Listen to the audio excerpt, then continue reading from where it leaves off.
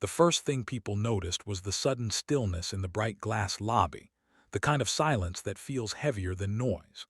Sunlight poured through the tall windows of the corporate tower, reflecting off marble floors and polished steel, when a small, almost invisible movement changed everything.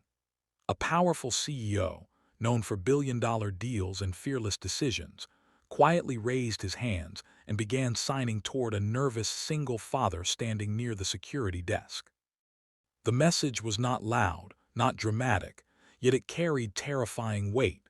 The father's eyes widened, his body stiffened, and within seconds, the calm daytime routine of the building turned into a moment that would stun everyone who witnessed it.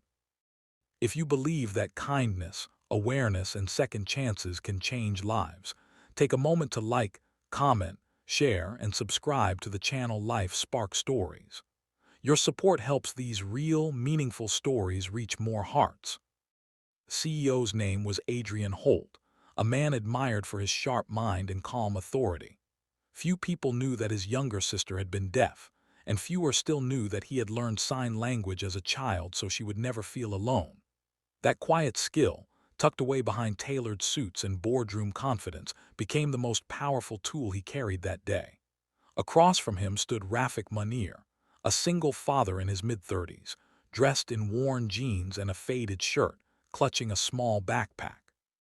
Rafik's face showed exhaustion layered over fear, the kind that comes from years of trying to survive without help. His young daughter waited outside with a neighbor, believing her father was only attending a job interview. Rafik had lost his job months earlier when the factory shut down. Debt piled up, eviction notices followed, and every polite rejection chipped away at his dignity. That morning, he had come to the building desperate, not dangerous, but panic does not always look harmless. Security noticed his shaking hands and rigid posture, misreading fear as threat. What no one else saw was the object in his bag, something ordinary twisted by misunderstanding, something that could ruin his life if panic took control. Adrian noticed the signs immediately. Not the bag, not the whispers, but the man's eyes, darting and hollow, the look of someone trapped. Instead of raising his voice or calling for force, Adrian stepped closer and used his hands. Through sign language, he conveyed calm, asked for stillness, and guided Rafik to breathe. Rafik, who had grown up with a deaf uncle, understood instantly. Relief flooded his face as he responded in the same silent language, explaining that he was scared, that security was misreading him, that the item in his bag was not meant to harm anyone. It was a metal tool he used for repair work, the last symbol of the trade he had lost. The tension broke not with shouting but with understanding. Adrian signaled security to stand down and asked for patience. In the bright midday light, surrounded by glass and watching eyes, Rafik slowly opened his bag, revealing the harmless tool and a stack of folded papers, resumes worn thin from being handled too many times. Shame and hope mixed on his face. The moment could have ended with embarrassment and removal. Instead, it became something else entirely. Adrian saw more than a misunderstanding. He saw a father at the edge.